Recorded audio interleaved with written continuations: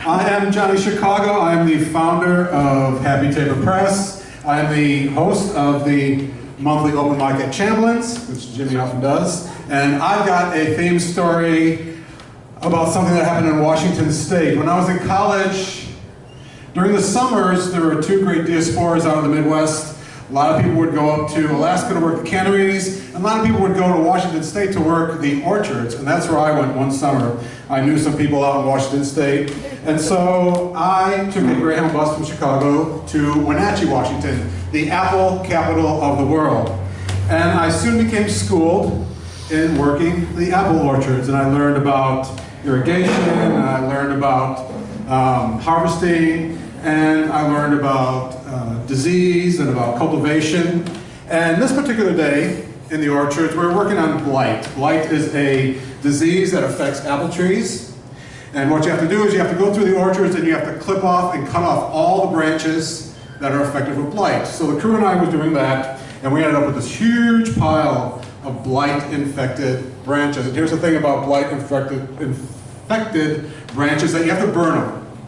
Because if you don't burn them, the microbes just leave those branches and go back to the orchard. And to burn the branches, this particular orchard had a big old 55-gallon drum with a big old vent punched in the bottom of it.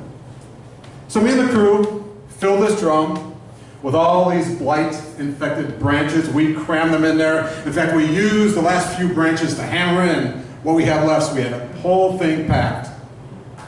And I got this box, the big wooden matches, and I bent down right next to that vent, and I lit that match and threw it in, and nothing. Did. So I tried it again, and nothing happened. And of course, if we had thought about it, there was no air circulation, there was no accelerant. So we figured, how can we get this big barrel of branches to burn? And we figured we need something to help out. So we looked over, and there's the tractor, and there's the big old gas can for the tractor. So we figured, I got an idea. Let's throw some gas in there. And of course, all us intelligent college students were thinking, well, if we had a little barrel of branches, we need a little bit of gas. Well, this is a big barrel of branches, so let's get us a big bunch of gas. So we took this gallon jug over to the gas tank, and we filled it with gas. And we stood there, and we poured the gas all over this big barrel of branches. Shook out the last drop. And I still had the box of matches. So I squatted down next to the vent, picked up one of those matches, lit it, and kaboom! This giant column, 30 feet tall, of fire shot out of the top of the barrel, spewing flaming branches all over that part of the orchard, and even worse, a column of fire shot out that vent, engulfed me, picked me up, and threw me 20 feet against an apple tree. Oh. And so I'm lying there, I'm blind, I'm deaf, I'm bent around this apple tree trunk, and I am still on fire. So the guys on the crew ran over to me and started slapping out all the flames on me, and that kind of woke me up.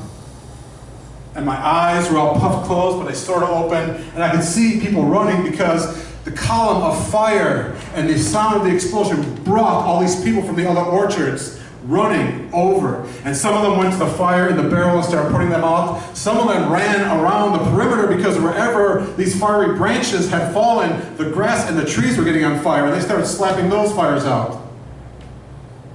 The guys on my crew picked me up and started to walk me over to the bunkhouse, and my hearing started to come back. And I could hear him say, is he all right? Is the fire out? Let's do this, let's do that. And I heard someone say, get the witches, call the witches. I was thinking, what are they talking about? And they got me to the bunkhouse, and they laid me on one of the bunks, and I'm half unconscious, half conscious. I'm in incredible pain. All the hair is gone off the left side of my body. And finally I hear someone say, the witches are here.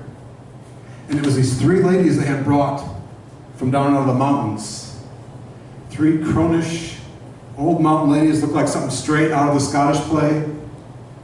And they gave me this vile concoction to drink.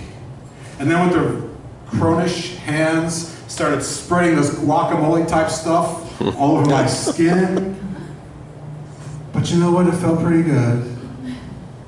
And the pain started to go away, both outside and inside. And I was able to sleep. And after about a week, my skin started to grow back, and my hair started to grow back, and I was able to go back to work. But for the rest of the summer, I smelled like a piece of burnt popcorn.